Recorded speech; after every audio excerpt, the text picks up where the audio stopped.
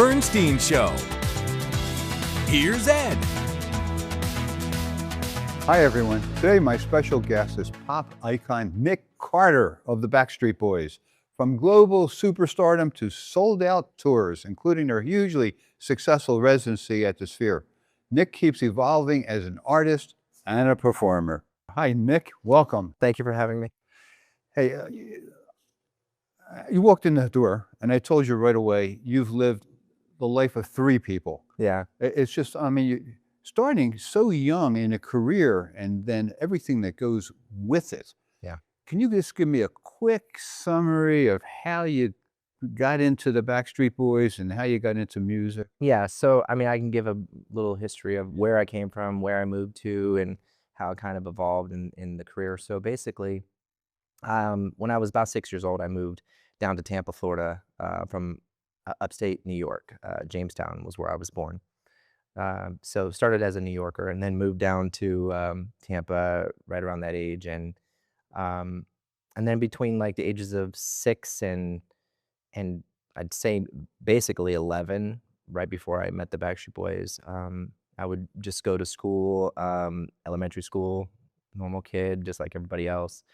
And, you know, I just basically started being kind of inspired by music at a young age. Did your parents have any? Yeah, so music was always around. You know, my parents had this whole stack of just vinyls, and I would go through those vinyls, and I remember being kind of fascinated by just the pictures, because that's what it was like back in the day with vinyls. And being like, and then the picture would then lead you to the music, and so then I literally would put on my mother and father's vinyls and listen to all these records, and so music was always on in the house. And What were your parents into? What happens with? a lot of rock, a lot of classic rock, but it was a little bit of everything. I mean, yeah, I remember seeing Creedence Clearwater in there. I remember seeing a lot of Journey. Journey was a big band of our families.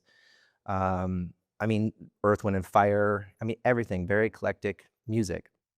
And so anyways, that music was constantly on in the house, and I was listening to it and being inspired. And then I started doing, my parents noticed that I was inspired by it. And so my mother and father put me in music lessons, but it was classically trained music lessons. I remember sitting with a old-fashioned lady behind a piano, and I mean, would just drill me, you know, when it came to being classically trained vocally.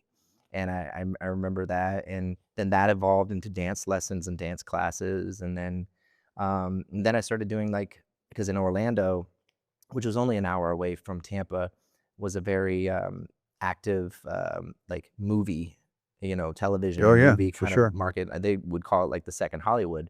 So I started doing acting, and then I would do dance competitions, and so I was constantly always driving around and doing stuff, and then eventually. Probably around 10 years old, I started getting better and better. And that's when I auditioned for the Backstreet Boys at around 11, 12, I think it was 12 actually. But that was at the same time you auditioned for the Mickey Mouse Club. Yep. At Disney. Yeah, so the Mickey Mouse Club also, it was really crazy because I was constantly doing auditions and really never would get called for anything. But did you enjoy the whole process, or as a young boy, were you kind of like annoyed by it? No, I mean, I enjoyed it. It was sort of an escape, in my household, and but it was every time I was on stage, every time I was performing, every time I was singing, learning a new song, and it was inspiring. It was really a lot of fun. Yeah. Okay. So you now you have a choice to make. You have an opportunity to be in the Mickey Mouse Club, and you had a contract. I mean, you had a. Yeah. I read it was like they were offering you a $50,000 Yeah. contract. I mean, here you had no experience basically, right? And you're getting a contract from Disney, and you have to make this decision: do I do this, or do I join this band that nobody really? That's just forming, right? I mean, they're just in the infancy and of developing. That's got to be a tough decision to make. Yeah, it was a very tough decision because at the time, we had 5 kids in our family, and, my mother and father were working multiple jobs at the time, and, it was a struggle in our household, just to pay the bills, and so when you get this contract, in front of you, it's like, "Oh my god, this is like, immediate gratification," Yeah. and at the time, I was always wanting to I felt like money was gonna be the solution to, my family and everything, which turned out it was not. But, yeah, everything that I made, I would just basically give to them, and so I was given an opportunity to choose between the 2, and this contract, $50,000 on the table, which definitely could have helped our family at the time, and then I chose the Backstreet Boys at it, and, that took a little bit longer to get to the place, where we started to do well, but yeah, it was crazy. But you also, at the same time, were doing some solo work as well, weren't you? Even at that age. Well, so at that age, I mean, it was all solo. So basically, when I auditioned for the Backstreet Boys, you came in as a solo artist and you could be a part of a group. And so, I was just one of the guys, and yeah, it there was really I was so young at the age of 12 that I didn't even know where my life was gonna take me. All I knew is at the time that I enjoyed it. I loved performing. Every time I was on stage, it made me happy. Yeah. Now you used a word earlier, when talking about when you were going to elementary school, had a normal education. That kind of changes once you start performing and become, successful and famous, right? I mean, then it goes into tutors and homeschooling and stuff like that, Yeah. right? Absolutely. No, I actually had to get taken out of school because really, when the Backstreet Boys, when we started to, I'd say, tour before we had a record label, we got really busy. There was a lot of recording, there was a lot of touring, there was a lot of promotion before we even got the record label deal, and so I was taken out of school and put into private tutoring at that time. So I'd say that was probably around like between 13 and 17 years old, 18 years old. But yeah, I didn't get the same life, I'd say, that Experience, a right? lot, Yeah. of other kids got, which I kind of sometimes I regret it, and then other times I'm like, well, this was just the path that was kind of chosen for me, and I accept it. But I didn't have, high school, didn't have, graduations, didn't have, proms or, playing organized sports, none of that stuff. So I kind of, I'd say my childhood was pretty much all work. So would you recommend that for your kids? Absolutely. I mean, no, no, No. not at all. I think that's the reason why in Las Vegas, I've been here for, since 2017. And basically, my family started here in Las Vegas. Both my daughters were born here. My son, he was just barely a year old when we moved here as well. And I've definitely gone on tours. I've done things, and as I've seen them grow up, like get a little bit older and older, my whole thing is that, look, school first, education, normal life, sports, just let them be kids because I didn't have that, at all. And it was kind of taken away from me a little bit. And so I get that opportunity to give them the life that I didn't necessarily have. And that's what Las Vegas has pretty much given me and my family. And I'm so grateful for that. Yeah, and you've given Las Vegas a lot as well. We'll get to that in a little bit later. When did it become apparent to you that you were going to have this stardom as a young man? I mean, even still to this day don't take anything for granted. I'm very grateful for what I'm doing. So my point is that I've never really seen we have had success. We have had great monumental moments and things that you could accolades that you could say, oh wow, that's an incredible career or whatever. But I don't ever look at myself that way. I'm the same guy that drives a pickup truck. My pickup truck. I Yeah. just drive the same truck, wherever I go. And I've always looked at myself that way, and wanted to be normal, even though I was thrust into this entertainment industry.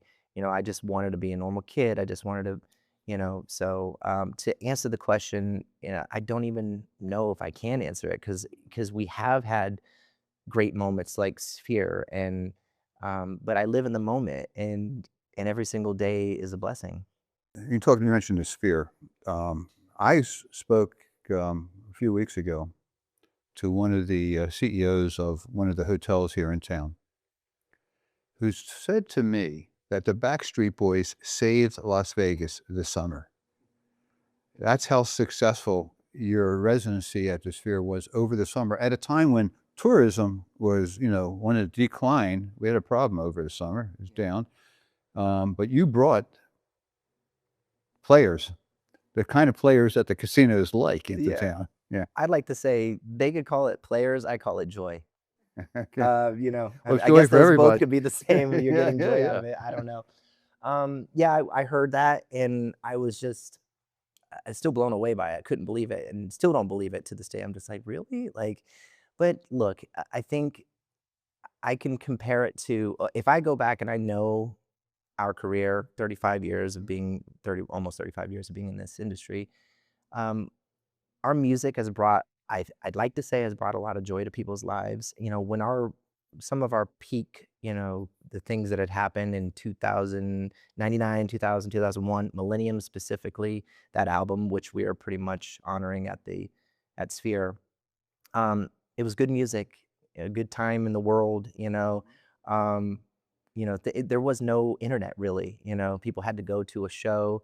They had to bring their cameras, their real cameras, and and actually live in the moment. And so they kind of get an opportunity to do that. And so whether we say, hey, put on white outfits, come outside, have a great time at this show, and then we see, of course, I see like the pictures of people and the videos of people leaving and singing our songs on the way out. And I'm like, well, you know what? At least we're giving back and doing a little something good, and especially for the community that I love so much.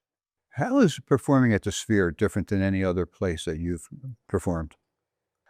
Sphere is out of this world, obviously. That's the only way you can explain it.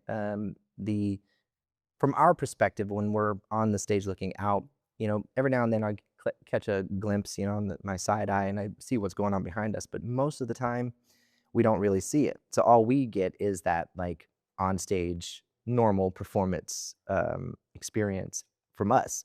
But then we get the responses back, and it's just been like incredible. So basically, it's hard for me.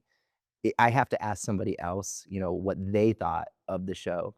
And, from what we're hearing, it's just, sensory overload, music, everything is just, it is the best venue in the entire world. And I'll never forget when before we even got the offer, I was basically in between tours with Backstreet Boys, just back home, just doing my normal stuff with my children and everything. And I would drive my kids to school, and I would drive by this venue, and I would look up and I'd be like, no way, there's no way I'd ever play that place. I mean, even though I live here, I'm like, there's no way, and so that's just how I look at things. I'm always just like, hey, if an opportunity comes, I'm grateful for it.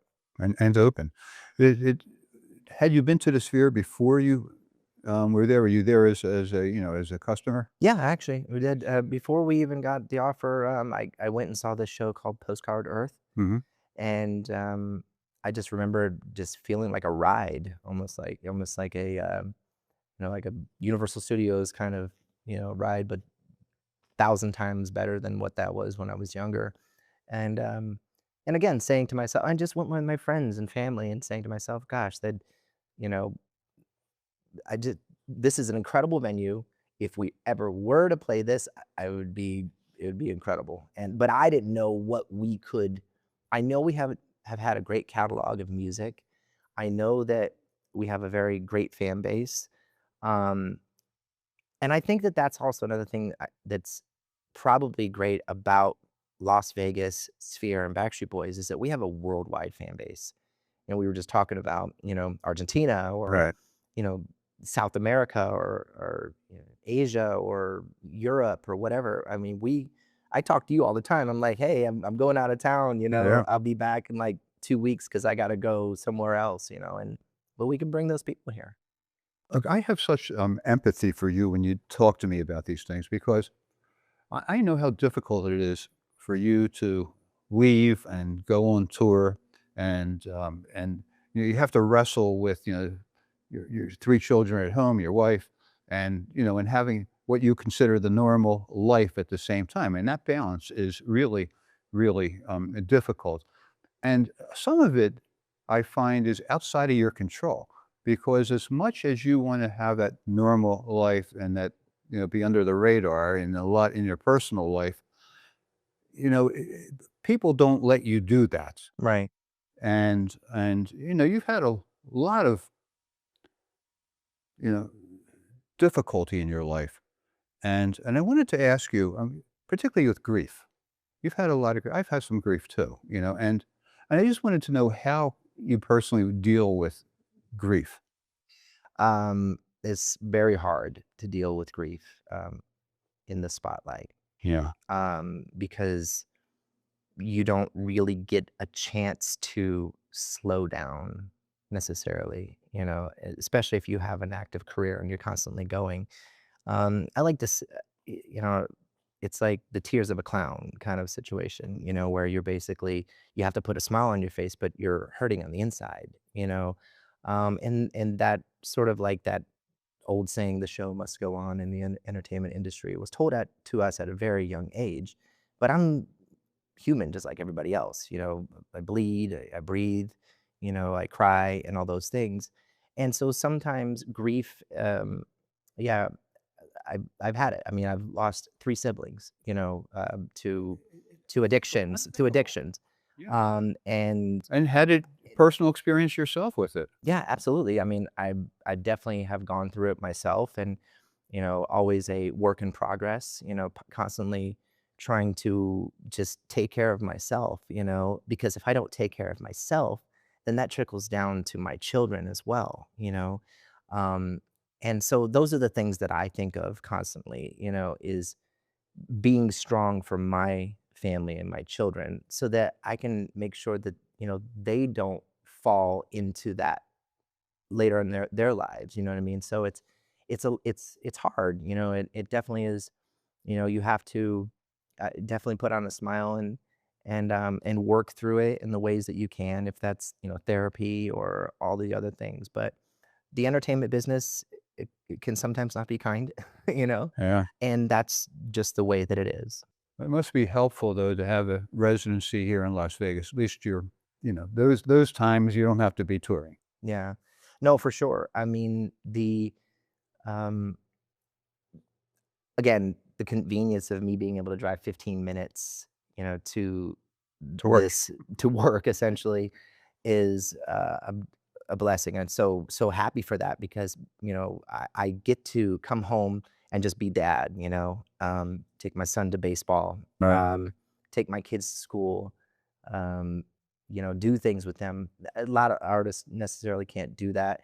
Other than like maybe country artists, sometimes they'll be like the weekend warrior kind of, they'll go for like, 3 days at a time so that they can get back home and be with their families. I've been given that blessing here. And I love it. I mean, listen, Las Vegas has definitely been a place that has shown me so much love. The community on the outside, I have learned so much about. There are incredible families out here, incredible people outside of the strip. Um, and they're normal. And there's times when, I just want to, whatever, put on a baseball cap you know, and just go out in a baseball field with my son and just hang out with the parents and the fathers and stuff like that. I've become great friends through baseball with actually he's a co-coach of mine on one of my teams. His name is Jesse Churchill, and he's a chief master sergeant up at Nellis. And so I'm actually, I don't know if I have announced this or about it, but I'm getting ready to do a performance at Nellis, This would be a solo. a solo show at Nellis, to honor the military. We're doing it through a foundation. And it's going to be really, really awesome because I've learned so much about Nellis, and that's just another part of this community. There's so many Yeah. great things here. Yeah. And Nellis is, look, it's acknowledged around the world as being a very special place. Yeah. You talked about baseball. This has been an exciting year for the Little League. Yeah. Right? You have a son who I understand is a little superstar in of himself in baseball. He's just, he's my superstar. You know what I mean? Like he doesn't matter if we didn't choose baseball. I didn't choose baseball for him to be an MLB star necessarily. What I wanted was the life lessons that baseball could teach him, so that when he gets older, that he can essentially have like a normal life. You know what I mean? It's going to be hard, because I am from the Backstreet Boys, and I definitely have been in this industry at a young age. So it's my duty and my job to help, to give him opportunities, and also too, it's what I love about baseball is that the coaches help me coach my son, essentially help me father my son in a lot of ways. So if I'm away, and I need somebody to drive him to baseball, I'll call up, the fathers and the family and say, hey, can you get there? And that's, carpooling, all that stuff. So, but it's really, it's been wonderful, because even outside your house, I'll never forget when he was 2 years old, maybe three actually. And I started throwing baseball to him out in that little park out there. And it was just something I always wanted him to have, that he could take with him when he's older. And it's a father-son bonding experience, and I love it. Yeah. One of the lessons that we as boys, at least, learn in baseball is how to deal with the bad days, the bad at bats, the errors, the mess ups that you have, and and how not to be too hard on yourself for some of those, because they're all really learning opportunities. Did you ever play? I did Little League. Oh, wow. Yeah, Okay. Yeah. for sure. That's awesome. Yeah. So exactly. So you know exactly what I'm talking Yeah. about. It's you fail more than you succeed in baseball, and to accept that failure and to know that, hey, that is life. Yeah, look, a good batting average in baseball is like 300, which just means you succeed 3 out of 10 times. Yeah. Right? Exactly. A whole lot more losses than successes. Yeah. I wanted to ask you about writing, and what do you like to write? Personal things, personal lyrics? Do you like to? How do you write? Well, first of all, I mean, I did my last solo record, which flew under the radar, and I was totally fine with that because it was more of a personal um, uh, thing for me. It's called Love, Life, Tragedy, and I'd written 90% of that stuff here in Las Vegas, and I would go record here. It's all those songs. So to answer the question, um, it's very personal. A lot of the stuff that I necessarily could not say, or was feeling, that grief you were talking about. Right. I was able to write those into those songs, and then it came out, and I finally released it, and it did pretty well. But it was more about me, just like it was almost like a journal. It was like writing it down and just like putting it out, and you know, So yeah, it definitely is personal. And it will be there forever. Yeah. Which is also a great thing. I mean, you talk about under the radar. I mean, but everything else you've done has been over the radar. Backstreet Boys are the best-selling male boy group in the history of the world, right? I don't know. Like 130, 140 million albums. I don't even know how they do it anymore. Albums, records, downloads. I mean, it's all so different. Yeah, it's definitely changed. We went through the era of, you know, CDs were being recorded, and the amount of people that went and scanned those, and and then we were breaking records, got to whatever 2 million first day or first week or whatever they called it. So yeah, they don't do it anymore, but it's changed. Were you happy that you did the reality shows that you did? The You did 2 of them. Yeah, so I've done 2 of them, one with my wife and one with my with my family. And you sometimes get opportunities, things come your way and you do them and you don't know why you do them or, whatever. Um, but was I happy with them? I don't really regret, that, because I think that it, who I am as a person, I put it out there and, people can say what they want to say and whatever, but, um, I think in a lot of ways though, people watched me grow up. A lot of our fans have watched me grow up through this industry, whether it was, from the age of 13 or when people really started discovering us at the age of like 14.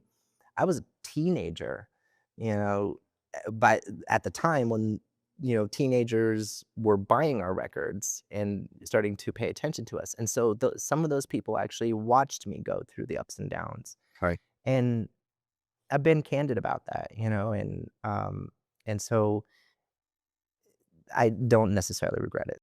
So what's in the future? We have about a minute left for you, Nick. I mean, you see yourself, being 70 years old and being a part of the Backstreet Boys? For me, it's I don't know. I don't know what the future holds. What I would like in my life is to just be, if my career can keep going on, if I can still be able to entertain people, and those people can, get like enjoyment out of it and a little bit of an escapism from the world through our music, through our shows, and I can continue to do that. Yeah, that's always been my job. That's always been what I love and what I live for, because I live for other people to be happy. That's always been my situation. And so, but if not, and I'm not, and I'm 7 years old or I'm 60, whatever it is, and can't dance anymore, can't tour, whatever, as long as I can be a father that watches my children go to college, and be there for them when they need me, just be there in their lives, to be able to provide for them. Those are the things that I care about the most, be there for my family. Thank you, Nick. Appreciate it. You can catch us next week on The Ed Bernstein Show. Can't you see how your love's affecting our reality?